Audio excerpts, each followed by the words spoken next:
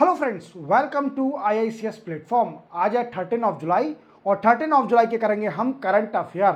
Lecture start करने से पहले चैनल को सब्सक्राइब और बेल आइकन प्रेस करना ना भूलें और इस वीडियो को अपने दोस्तों के साथ शेयर करें। चलिए लेक्चर स्टार्ट करते हैं। फर्स्ट न्यूज़ है नेपाल गवर्नमेंट।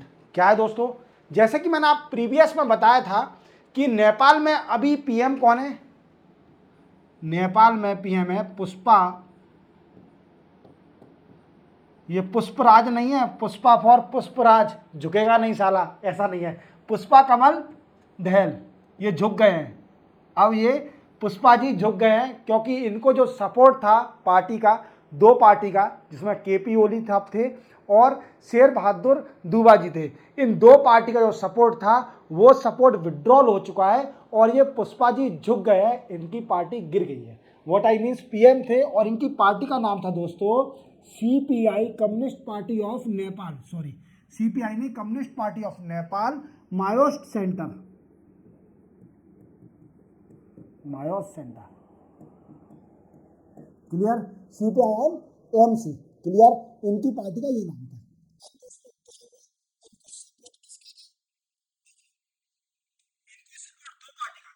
सबसे पहले थे केपी ओली साहब, जिनकी पार्टी का नाम था CPM, communist party of Nepal, unified Marxist Leninist. Okay, ये इनकी पार्टी का नाम था।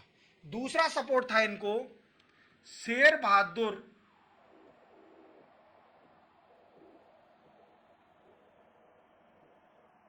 दूबा साहब का, जो कि नेपाली कांग्रेस के हेड थे। उनकी पार्टी का नाम क्या था? नेपाली कांग्रेस।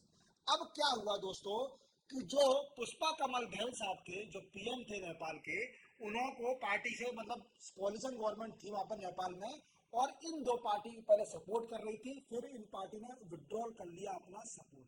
फिर पुष्पा कमल दहल साहब ने बोला कि नहीं, मैं ऐसे रिजाइन नहीं दूंगा, मुझे पहले नो कॉन्फिडेंस मोशन पास करना है पार्लियामेंट के अंदर। और पार्लियामेंट में याद रखना, जो नेपाल की पार्लियामेंट है उसमें है 275 मेंबर। कितने दोस्तों? 275 मेंबर नेपाल में है, जिसमें से किसी भी पार्टी को अगर सरकार बनानी है तो 134 सीट मिनिमम उसको लानी पड़ेगी। 134 सीट से +1 +2 जितना ला सकता है वो लाए, ठीक है, किसी भी पार्टी को सरकार बनाने के लिए। और जब पुष्पा कमल दहल जी जब पीएम थे तो इनके पास सपोर्ट था 194 मेंबर का, समझ रहे हो, 194 मेंबर का। अब क्या हुआ, कल के दिन नेपाल पार्लियामेंट के अंदर नो कॉन्फिडेंस मोशन पास हुआ और सिर्फ ओनली इनको बड़े कम सीट मिली और पुष्पा कमल दहल जी जो प्रचानंदा हैं उनकी पार्टी गिर गई, सरकार गिर गई। अब सरकार कौन बनाएगा?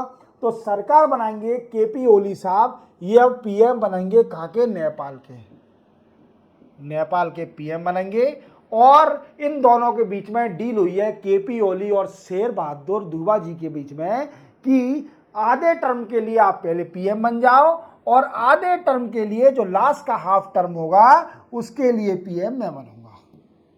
मतलब मिलजुल के पीएम बनेंगे, किसी एक को नहीं बनने देंगे, पूरा टर्म नहीं, आधा जो बचा है उसका आधा तुम राज करो, आधा मैं राज करूंगा, ठीक है। अब कारण क्या था कि क्यों इन्होंने सपोर्ट विड्रॉल कर लिया? जो पुष्पा कमल दहल जी को सपोर्ट मिला था वो विड्रॉल क्यों कर लिया, इसका कारण क्या? तो इसके कारण दोस्तों ये है कि पुष्पा कमल दहल जी बताते हैं, ऐसा कुछ हो भी, मुझे नहीं लगता ऐसा कुछ है रीजन, कि ये करप्शन, जो करप्टेड पॉलिटिशियन थे उनके खिलाफ ये बड़ा एक्शन लेने वाले थे, कोई बिल पास करने वाले थे जिसमें कई सारे जिसने करप्शन किया है वो सारे पकड़े जाएंगे। और कहना है इनका पार्टी के कुछ स्पोक पर्सन का कहना है, पुष्पा कमल दहल जी की पार्टी की, इसी कारण डर के मारे केपी ओली और शेर बहादुर दूबा जी ने विड्रॉल कर लिया अपना सपोर्ट। और इसी बात से, और इनका एक और इनका स्पोक पर्सन का कहना है कि कॉन्स्टिट्यूशन में चेंज भी ला सकते हैं ये लोग दोनों मिलके। तो ऐसा कुछ नहीं है, देखते अपन आगे क्या होता है। तो मेरा मोटिव था कि मैंने आपको जैसे वादा किया था प्रीवियस लेक्चर में कि नेपाल में जो भी होता है उस टाइम सिर्फ ओनली स्टेटमेंट आया था कि विड्रॉल करने वाले सपोर्ट, पर सरकार नहीं गिरी थी। अब सरकार गिर गई है तो मैंने आपको बताया, क्लियर किया, यह रीज़न था, दोनों ने विड्रॉल कर लिया और आपको मैंने पार्टी के नाम भी याद रख दिए, ठीक है, याद रखना इसके बारे में। चलते अपन नेक्स्ट न्यूज पर। नेक्स्ट न्यूज है दोस्तों हमारी रिटेल इन्फ्लेशन के ऊपर। अब क्या हुआ है, देखो आप जानते हो कि इन्फ्लेशन का टारगेट कौन निकालता है, मैंने आपको प्रीवियस लेक्चर में बताया था, नेशनल स्टैटिस्टिकल ऑफिस, और we can say in a short that is NSO। अब इस बॉडी ने क्या करा है दोस्तों, जून का डेटा दिया हुआ है, जून का इन्फ्लेशन का डेटा दिया हुआ है, जिसमें बताया है कि रिटेल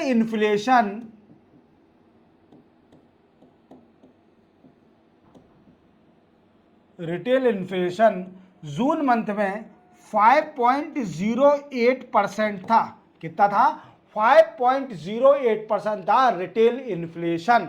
अब ये कारण क्या था, तो दोस्तों इसके कई सारे कारण थे। सबसे बड़ा कारण था फूड इन्फ्लेशन। आप जानते हो कि खाने पीने की चीजें कितनी महंगी होते जा रही है दिन प्रतिदिन, मतलब खाना भी नसीब नहीं हो रहा है, महंगाई इतनी हो गई है कि वेजिटेबल इन्फ्लेशन इतना है, मैं वो भी बताऊंगा कि वेजिटेबल इन्फ्लेशन जून में कितना था और फूड इन्फ्लेशन अभी एट प्रेजेंट कितना है। तो दोस्तों फूड इन्फ्लेशन है जून मंथ में था 9% इन जून मंथ। कितना था दोस्तों, 9% इन जून मंथ। देख रहे हो आप कितना इन्फ्लेशन है। अब हम डिस्कस करेंगे कि जो वेजिटेबल है, जो सब्जियां आती हैं, जो वेजिटेरियन लोग बाग है, जो सब्जी खाते हैं, तो उनको इस चीज का इफेक्ट दिख रहा होगा कि सब्जी कितनी दिन प्रतिदिन महंगी होती जा रही है। जून के मंथ में जो टमाटर, प्याज, एक एग्जांपल ले रहे हैं, सब्जियां कितनी महंगी होती जा रही है। और इसी बात को देखते हुए जब NSO ने डेटा दिया कि वेजिटेबल का इन्फ्लेशन जून के मंथ में कितना हुआ है, तो देखा गया कि वेजिटेबल इन्फ्लेशन जून के मंथ में 29.3% था। देख रहे हो आप, इन्फ्लेशन मतलब कितना ज्यादा बढ़ गया वेजिटेबल का। जो चीज 2 रुपए की आती थी वो आज दुनिया में मतलब जून के मंथ में 20 रुपए की आई है। समझ रहे हो आप मेरी बात को, कि 20 इंडिया में जो 2 रुपए की चीज धनिया आ रही थी, 5 रुपए की धनिया, हालांकि 2 के तो कुछ नहीं आता, 5 रुपए की जो धनिया आ रही थी वो आज आ रही है 20-25 रुपए की। तो अपन देखते हैं, NSO ने बोला कि वेजिटेबल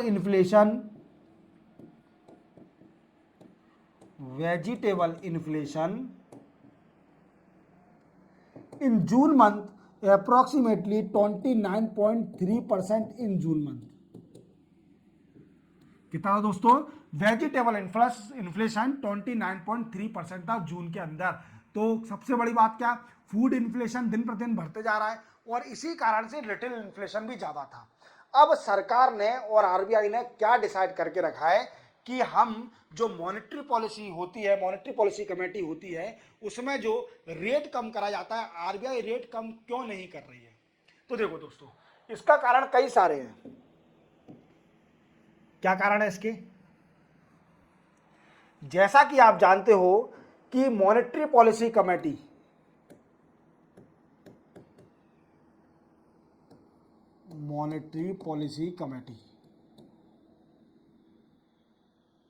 इसी कमेटी में जितने भी रेट होते हैं वो डिसाइड करे जाते हैं। ठीक है, कम करना है या बढ़ाना है, दैट डिपेंड ऑन इन्फ्लेशन। किस पर डिपेंड करता है दोस्तों, इन्फ्लेशन पर डिपेंड करता है। अगर महंगाई ज्यादा होगी, इन्फ्लेशन ज्यादा होगा, तो रेट बढ़ा दिया जाएगा, जिससे क्या है, मनी की वी कैन से दैट्स जो मनी वी के लिक्विडिटी ज्यादा है मार्केट में वो कम हो जाएगी। ठीक है, और अगर इन्फ्लेशन डाउन होगा तो रेट को कम कर दिया जाएगा, जिससे क्या होगा कि मार्केट में मनी की लिक्विडिटी बढ़ जाएगी। समझ में आ रहा है। अब RBI का कहना है कि हम रेट को ना ही इंक्रीमेंट करेंगे ना ही रिड्यूस करेंगे अभी, क्योंकि हमारा टारगेट है जब रिटेल इन्फ्लेशन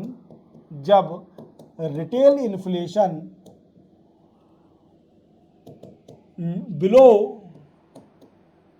और नियर 4% हो जाएगा, मींस रिटेल इन्फ्लेशन बिलो और नियर 4% हो जाएगा, तो हम रेट को कम कर देंगे। जैसे रेपो रेट है, तो उससे क्या होगा कि मनी का फ्लो ज्यादा हो जाएगा, लिक्विडिटी बढ़ जाएगी मार्केट में, उससे डेवलपमेंट होगा। तो RBI अभी कोई डिसीजन नहीं ले रही है, क्योंकि उनके हिसाब से जो रिटेल इन्फ्लेशन डिसाइड करके रखा है, प्री डिसाइडेड, उसका टारगेट अचीव करना है। पहले रिटेल इन्फ्लेशन को लाना है अपन कहां पर 4% पे, और जून मंथ में रिटेल इन्फ्लेशन कितना निकला है 5.8%, मैंने बताया था। और due to reason of enhancement of vegetable price, ये देखो ले रही है जो वुमेन वेजिटेबल ले रही है, कितने सारे केले, ये सारी सब्जियां, पर ये बड़ी महंगी होती जा रही हैं। तो आज की दुनिया में मीन्स इंडिया में बड़ा महंगा होता जा रहा है वेजिटेबल, ग्रीन वेजिटेबल खाना, सब्जियां खाना। तो देखो दोस्तों, इस पर भी कंट्रोल करने की जरूरत है, क्योंकि जून के मंथ में वेजिटेबल का इन्फ्लेशन था 29.3%। देख रहे हो आप, जून के मंथ में कितनी वेजिटेबल महंगी थी। चलते अपन नेक्स्ट न्यूज पर। नेक्स्ट न्यूज है दोस्तों CERTIN। क्या है दोस्तों, देखो ये बॉडी कंप्यूटर, इसका फुल फॉर्म लिख देता हूं मैं, कंप्यूटर इमरजेंसी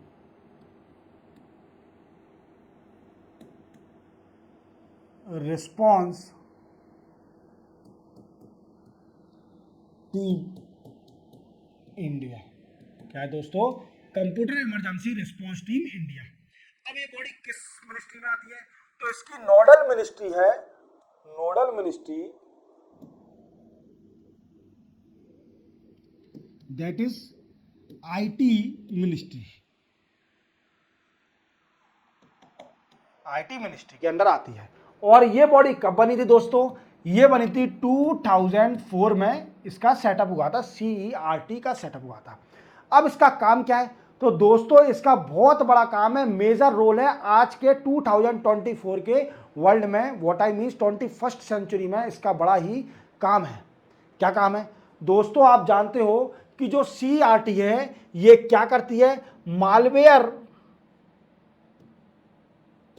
वायरस, इनसे इंडिया के इंफ्रास्ट्रक्चर को बचाती है, और गवर्नमेंट को सजेशन देती है, रिकमेंडेशन देती है कि अपने क्रिटिकल इंफ्रास्ट्रक्चर को कैसे बचाया जाए from the attack of malware, virus और anything that is related to virus, what is related to error, anything computer में एरर आ जाता है उससे भी बचाती है। अब क्या हो रहा है, ये न्यूज में क्यों है दोस्तों, क्या हो रहा है, होम मिनिस्ट्री ने बोला है कि CERT इनको हमारे अंडर कर दीजिए, ना कि IT मिनिस्ट्री के अंडर। देखो क्या है, home ministry, home affair ministry जो है, उसका कहना है कि इसको CERT बॉडी को नोडल मिनिस्ट्री हमको बना दिया जाए, ना कि IT मिनिस्ट्री को। अब ये इसका क्या करेंगे, तो इसका यूज करा जाएगा सपोर्ट फॉर लॉ एनफोर्समेंट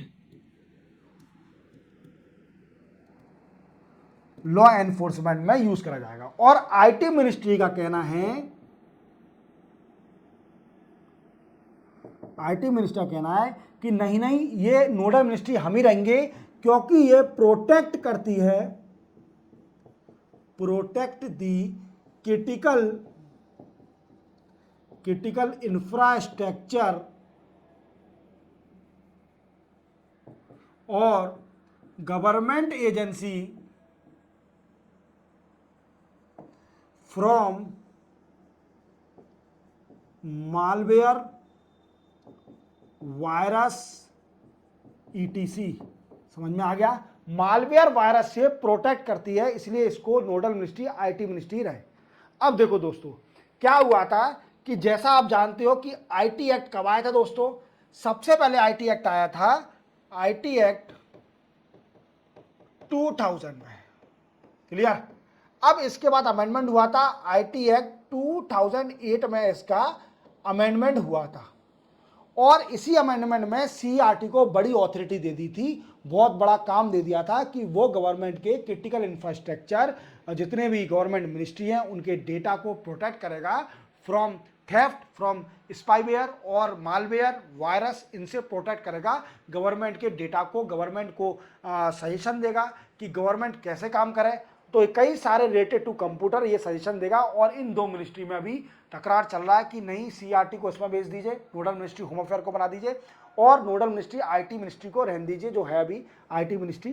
तो देखो आप समझ गए होंगे, और आगे अगर कुछ होता है तो मैं आपको जरूर बताऊंगा। चलते अपन नेक्स्ट न्यूज पर। नेक्स्ट न्यूज हमारी national security adviser of India और USA के नेशनल सिक्योरिटी एडवाइजर। देखो इनका नाम क्या है, मैंने आपको प्रीवियस लेक्चर में बताया था, ये इंडिया में आए थे, जैक सुलिवन। और इन्होंने इंडिया के साथ कई सारे एग्रीमेंट साइन किए थे। अभी इनकी फोन पे कन्वर्जेशन हुआ किसके साथ? अजीत डोभाल साहब के साथ, अजीत डोभाल साहब के साथ। अब ये कौन है? ये हमारे इंडियाज NSA है, नेशनल सिक्योरिटी एडवाइजर है। किसके? इंडिया के नेशनल सिक्योरिटी एडवाइजर हमारे अजीत डोभाल। और इनका फोन कन्वर्सेशन हुआ किनके साथ? यूएसए के national security adviser Jake Sullivan, जो कि अभी कुछ ही दिन पहले इंडिया में आए थे। अब ये डिस्कस क्यों हुआ? देखो क्या है कि आपको पता है मोदी साहब रशिया गए थे रशिया, और रशिया में पुतिन साहब के साथ कई सारी मीटिंग हुई। पर यूएसए को डर था कि कई मोदी साहब कुछ भी ऐसा खिलाफ कुछ डील साइन ना कर ले रशिया के साथ जो कि against the decision of western country that support the Ukraine in the war of Russia Ukraine war. ठीक है, रशिया उक्रेन वार में जो उक्रेन का सपोर्ट कर रहे हैं कौन? Western country. तो वो मोदी साहब गए, जब नाटो की मीटिंग हो रही थी उसी दिन मोदी साहब रशिया में थे, और इसी कारण से दोनों में कॉन्फ्लिक्ट हो सकता था। यूएसए को डर था कि कुछ इंडिया गलत ना कर दे, कुछ रशिया के साथ डील साइन ना कर ले पुतिन साहब के साथ।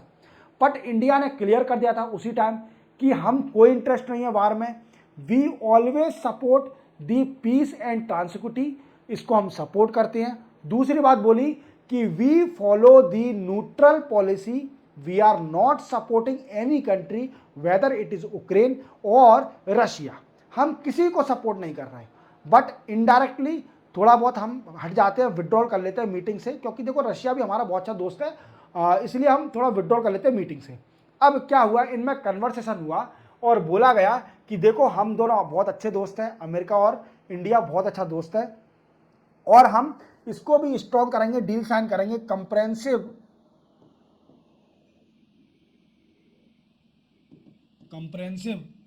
ग्लोबल स्ट्रेटेजिक पार्टनरशिप, इस डील के बारे में भी डिस्कस किया गया। ठीक है, दूसरा क्या? बायलेटरल रीजनल इंटरनेशनल इश्यूज पर डिस्कस किया गया।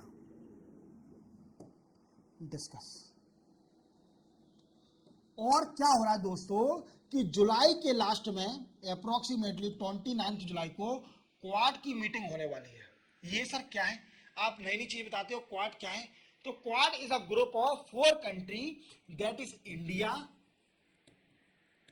यूएसए, जापान और ऑस्ट्रेलिया। ये 4 कंट्री का we can say that's agreement है क्वाड एक। उसमें क्या है कि ओशियन के ऊपर डिस्कस किया जाएगा, और जुलाई में फॉरेन मिनिस्टर की मीटिंग है। जितने भी चारों कंट्री के फॉरेन मिनिस्टर हैं उनकी मीटिंग है कहां पर? टोक्यो में, जुलाई के एंड में। टोक्यो के जुलाई के एंड में इनकी मीटिंग है क्वाड की, तो इस पर भी डिस्कस किया गया।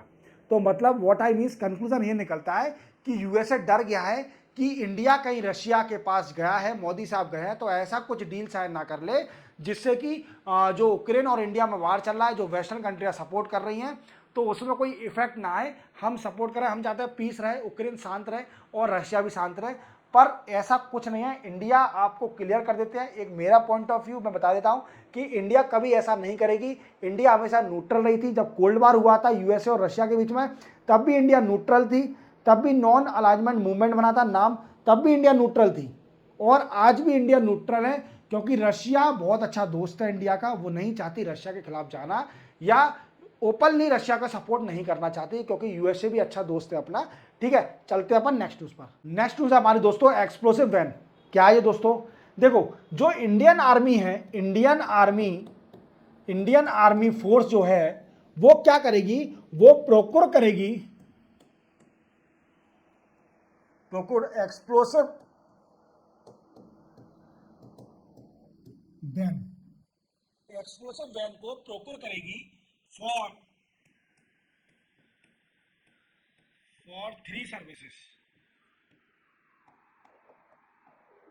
That is Indian army,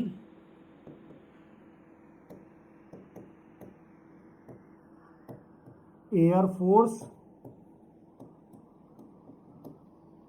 navy, navy ETC इसके लिए प्रोक्योर करेगी। अब आप जानते हो कि जैसे ये किसने इसमें आएगा, फॉर ट्रांसपोर्टेशन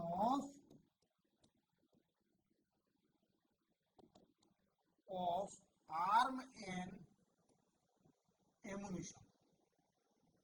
जैसे आप कई बार देखते होंगे कि जब हम किसी भी आर्म एंड एमुनिशन को ट्रांसफर करते हैं तो कभी कभी गाड़ी में आग लग जाती है, जिससे क्या होता है कि गाड़ी की भी कैजुअलिटी होती है, और कैजुअलिटी किसकी होती है, इंफ्रास्ट्रक्चर जो कि व्हीकल है उसकी कैजुअलिटी, और साथ साथ में जो ऑफिसर उसको डिलीवर कर रहा है उसकी भी कैजुअलिटी हो जाती है इंसान की। अब इसी से बचाव के लिए और तो आर्मी जो है वो प्रोक्योर करेगी कौन सा, एक्सप्लोसिव वैन, जो कि फायर से बचाएगा, प्रोटेक्ट करेगा और ट्रांसपोर्ट करने में इजिबिलिटी करेगा आर्म एंड एम्यूनिशन को ट्रांसफर करने में। और ये तीनों सर्विस के लिए प्रोक्योर करेगी और ये हेल्प करेगा, help to setup the theatre command. अब आपको लग रहा होगा कि सर थिएटर कमांड आप नई टर्मिनोलॉजी फिर से ले आए, तो मैं आपको बताता हूं थिएटर कमांड अगर आपको जानना है तो आप मेरे वीडियो की जो डिस्क्रिप्शन है वहां पर लिंक दी हुई है एक एडिटोरियल की थिएटर कमांड के ऊपर, कि इंडिया का ड्राफ्ट क्यों दिन प्रतिदिन बदलते जा रहा है, क्यों इंडिया में थिएटर कमांड सेटअप नहीं हो रहा है, इवन 2019 से chief of defence staff appoint होते जा रहा है तो अभी इसमें क्यों थिएटर कमांड में नए नए ड्राफ्ट रूल बनते जा रहे हैं। तो इस पे भी एक पॉइंट रखेगा। थिएटर कमांड को जानना है तो आप जाइए पूरा एडिटोरियल का मेरा वीडियो देखिए, उसमें आप समझ जाओगे थिएटर कमांड क्या है और इंडिया के ड्राफ्ट रूल क्या है to set up the theatre command as soon as possible. चलते हैं अपन नेक्स्ट न्यूज पर। देखो नेक्स्ट न्यूज हमारी सस्टेनेबल डेवलपमेंट गोल। क्या होता है सस्टेनेबल डेवलपमेंट गोल? देखो ये यूएन का प्लान था, यूएन यूनाइटेड नेशन के एक 17 गोल हैं, 17 गोल हैं, गोल्स जो कि related to poverty, inequality, climate change,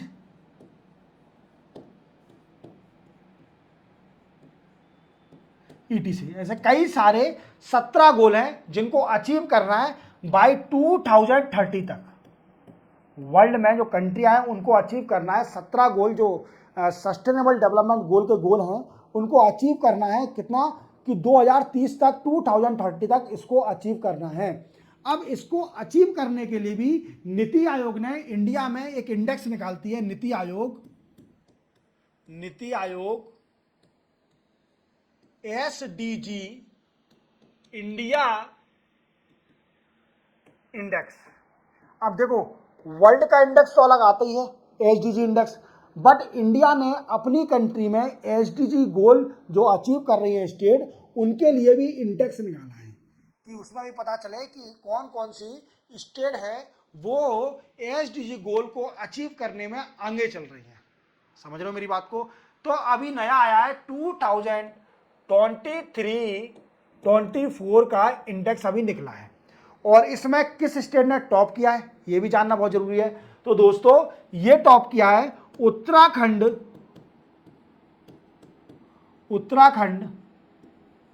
and Kerala ने टॉप किया है। किसने किया है? टॉप किया है किसने? उत्तराखंड और केरला स्टेट ने टॉप किया है किसमें?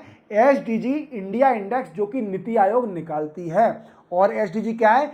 सस्टेनेबल डेवलपमेंट गोल, जिसमें 17 गोल है related to economic development, inequality, climate change, poverty reduction, that will be achieve by 2030 तक अचीव करना है। ठीक है, और इसी के साथ एक इंडिया भी अपना एक पर्टिकुलर इंडिविजुअल इंडेक्स निकालती है related to SDG and check out which state achieve the SDG goal as soon as possible and 2 state that is Uttarakhand and Kerala top in this index. And from bottom side, अगर bottom side से देखा जाए तो बिहार ने top किया है, means Bihar सबसे पिछड़ा है जिसने एसडीजी गोल अचीव करने में पीछे है। ठीक है, बिहार है। और सबसे नंबर 1 कौन है? उत्तराखंड और केरला, जिसने अप्रोक्सीमेटली 79 पॉइंट अचीव करे हैं आउट ऑफ 100, और बिहार के कुछ ऐसे हैं 57 कुछ पॉइंट, 57 पॉइंट है, और ये सबसे नीचे है। याद रखोगे, ये इंडेक्स भी आपको पता चल गया। ठीक है, दो स्टेट का नाम याद रखना, उत्तराखंड और केरला ने टॉप किया। चलते हैं अपन नेक्स्ट न्यूज पर। नेक्स्ट न्यूज हमारी दोस्तों और लास्ट न्यूज है आज की एग्रीकल्चर के ऊपर। क्या है दोस्तों, देखो क्या किया है, एग्रीकल्चर मिनिस्ट्री ने एक एग्रीकल्चर फंड निकाला है जिसका नाम है एग्रीकल्चर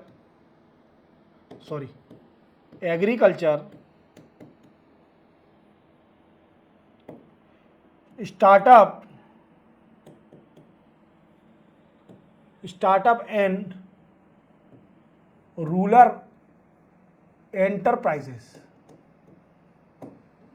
अब इसके लिए एक फंड बनाया है जिसको बोलते हैं एग्री फंड, एग्रीकल्चर फंड। किसके लिए, agriculture startup and rural enterprise, ये कुछ भी इनिशिएटिव लाई है एग्रीकल्चर मिनिस्ट्री, जिसमें एग्री फंड बनाया है। अब ये फंड क्या करेगा, ये सपोर्ट करेगा इसको, agriculture startup and rural enterprise को सपोर्ट करेगा, जिसको अपन शॉर्ट में बोलते हैं agri sure. What I means, agri sure. याद रखोगे, आपसे पूछा जाएगा एग्री श्योर तो आप बता दोगे startup and rural enterprises.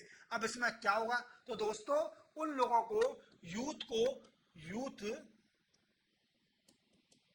Fund दिया जाएगा, यूथ को फंड, जिसमें यूथ को फंड देने के साथ क्या होगा कि यूथ को फंड दिया जाएगा किस लिए, फॉर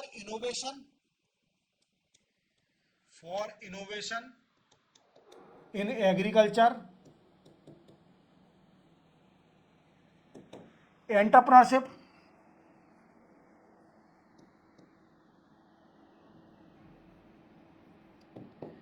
मैकेनाइजेशन ऑफ